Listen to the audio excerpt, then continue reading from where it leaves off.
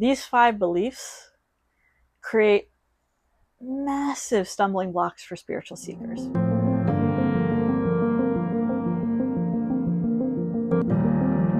Welcome to my channel. My name is Jess. Here I talk about mysticism, shamanism, the occult, and spiritual sovereignty. So let's talk about 5 beliefs that can be really harmful. I've had these beliefs projected onto me. I have also internalized them in the past. I see them with other people causing a lot of problems. So let's talk about them so you can avoid these road bumps. The first toxic belief is that anything heavy, dark, difficult, or just downright awful that happens in someone's life, that person called that in. Now, maybe on some ultimate reality level, that could possibly be true. However, the problem with it is experienced by the person who hears it as victim blaming. Sometimes bad stuff happens and it's outside of our ability to predict it or stop it. It doesn't mean the person deserved it. And I'm pointing this out because if you've had struggles in your life, if you've had violence in your life, if you had horrible things happen, you are not at fault. And you didn't call it in. So there is this idea of entropy in the universe, of chaos. The further out in time you go, the less predictable things become because there's so many variables. And that means also the past is the same. There are so many variables that you can't account for, including the free will of other people, that when bad things happen, it is not necessarily your fault. You didn't manifest it. No. A much better belief is when something really awful, really difficult happens, is to ask yourself, first to acknowledge that, yeah, it sucks.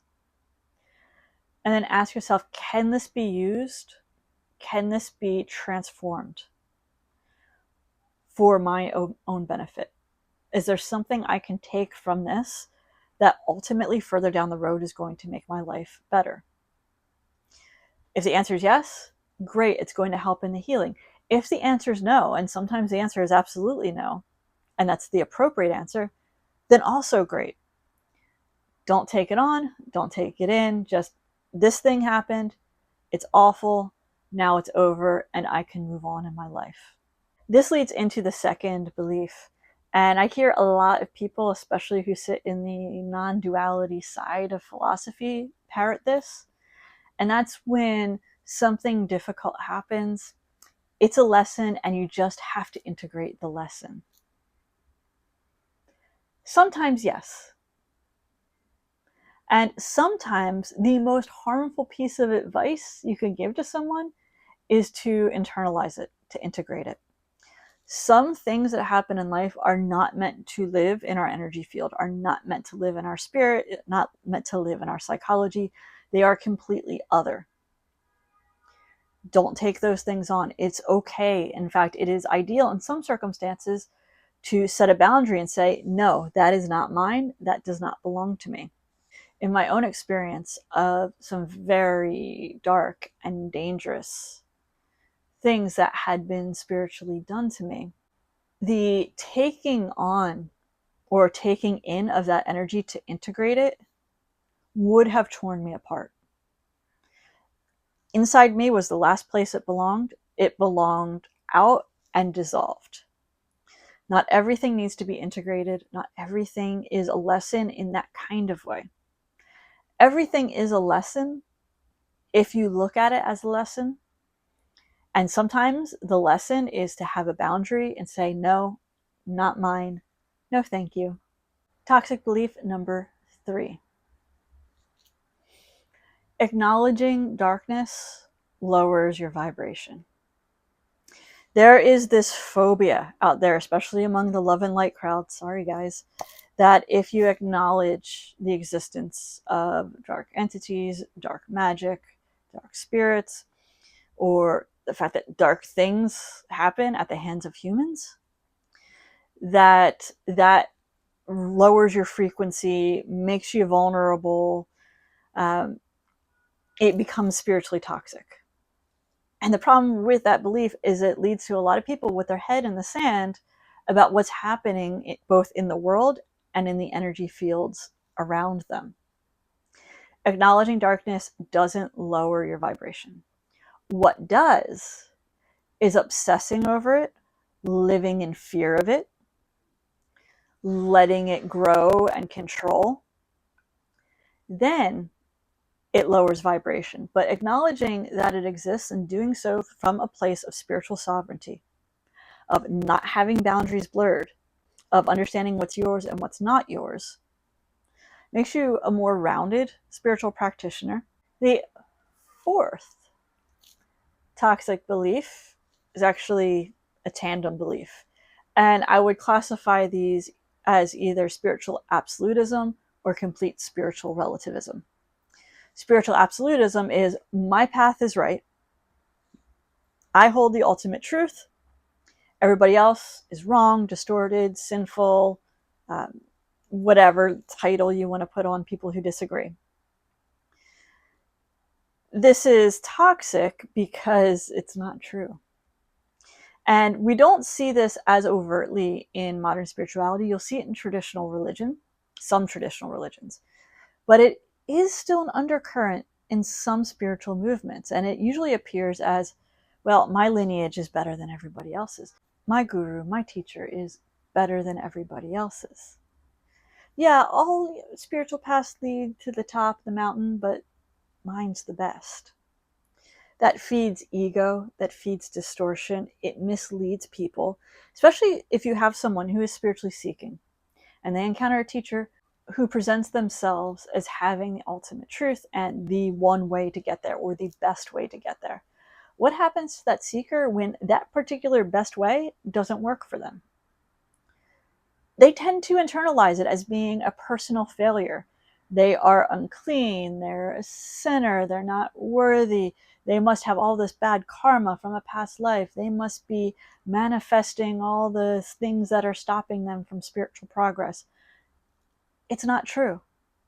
Not every path is ideal for every seeker. As a part of my spiritual offerings, as a part of the work I do, I am a sacred medicine guide. Well, not everybody should pick up plant medicine. Absolutely not everybody should. In fact, I would say the majority of people shouldn't, because it would be too disruptive. That doesn't mean there's anything wrong with those people. It means that that is not the right spiritual medicine for them at that time. So spiritual absolutism is problematic because it causes internalization of inferiority and fear of damnation, fear of being a sinner, fear of being unclean, whatever the case may be. On the flip side, there's spiritual relativism that says absolutely every single path is equal and is the same, and all paths lead to the top of the mountain. They simply don't. There are certain traditions, there are certain practices, certain lineages, where the goal is not the top of the mountain, is not to achieve God consciousness, Christ consciousness, paradise, heaven, whatever the case may be, whatever that high level, high frequency goal is. There are some traditions that are not interested in that at all. They're interested in amassing power, in building spiritual power. There are some traditions that say that they're interested in this next level, but once you get into community with them, they want spiritual power. That desire, that craving for domination, for power over creation, is not the same vibration, is not equal to someone who is looking to align with the divine, to move to the upper world. Not all paths are the same. There are paths out there that cause actual harm, very real harm, as a part of their spiritual practice. That is not the same as someone who's trying to move through the world in compassion. Again, this comes back to acknowledging that there is a dark side. Darkness does exist, and it hides in spiritual communities. So spiritual absolutism, spiritual relativism, both are equally as toxic for different reasons. A middle view is, in my opinion, more healthy. And what is that middle view? Well, my view is any path could potentially lead to the top of the mountain, to use that metaphor. It comes down, though, to the individuals practicing it and what they're doing with that teaching. And it also holds space for the reality that some practices, regardless of the practitioner, may never have the ambition, have the goal, have the alignment to reach towards the divine, because the focus is just other. And who knows? We could all die and find out that the flying spaghetti monster was the right path, and most of us here got it wrong. Who knows? So I live in a world of ambiguity. But absolutism and complete relativism, it's a pitfall I would try to avoid. And the last belief. This one might ruffle some feathers. And that is the belief that all spirits, all deities across the entire world are open for any practitioner. This is not the case. Not even close to it. So what's the problem with this? Well, at a surface level, you can run into issues of cultural insensitivity, cultural appropriation, and that has all sorts of societal issues around it. The deeper reason why this is a problem is that there are certain spirits that traditions work with for various reasons that, for uninitiated practitioners and seekers, that spirit who's benevolent within the lineage, outside of the lineage, is not, and can be really harmful, really, really dangerous. So, for example, let's take the goddess Kali. Beautiful, fierce, protective mother. And if one is approaching her through devotion, through bhakti, through worship, she accepts everybody. If, though, you approach one of her forms, like in the Mahavidyas, the absolutely terrifying forms of Kali, and you haven't been initiated as a tantrika, a tantric practitioner, they can drive someone mad. They can fracture consciousness. They can be incredibly disruptive. Whereas if someone has gone through the appropriate initiations, then they've developed the right relationship with those fierce forms of the mother goddess. We see this as well recently with a whole run of practitioners, spiritual practitioners who look like me, who were working with certain voodoo and certain hoodoo spirits without permission, without initiation, and running into trouble. Well, why is that? Well, the African American community can speak on this better than me, but I'll just put it in a nutshell here. If you have spirits like from the hoodoo tradition who came out of slavery, and you're someone who looks like me, and you think that they're going to necessarily want to help you, that's not their role. Their role is to help their community. There are other spirits that are accessible to anyone as long as you go through proper initiation. You get permission from the lineage. You are properly introduced to the spirit, and you're educated in how to engage with the spirit, how to make the appropriate offerings, the right prayers. This isn't a game. This isn't cosplaying, I like this spirit, so I'm going to take them. That's not how this works. Some spirits, some deities are open. Anybody, if they approach with the right attitude, can engage in worship, prayer, work to encounter them, say their mantras. And then there are certain deities and spirits you can encounter through lineage initiation, through training, through education, and it becomes safe. And then you build a very powerful allyship. And then there are spirits and deities that are off limits because of all sorts of historical contexts. My foundational spiritual practice has been, and probably will be until the end of this life, bhakti yoga, the yoga of devotion.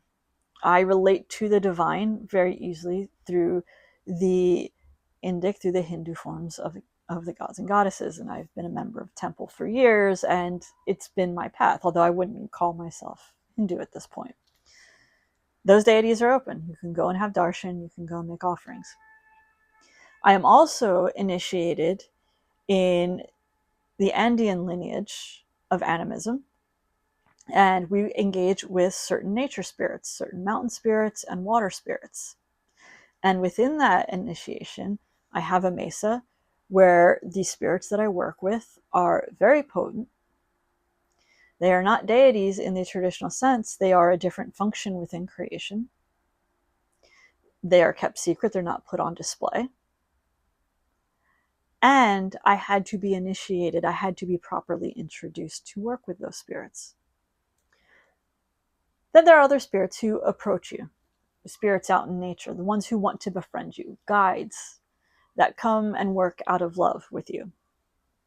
I have those too.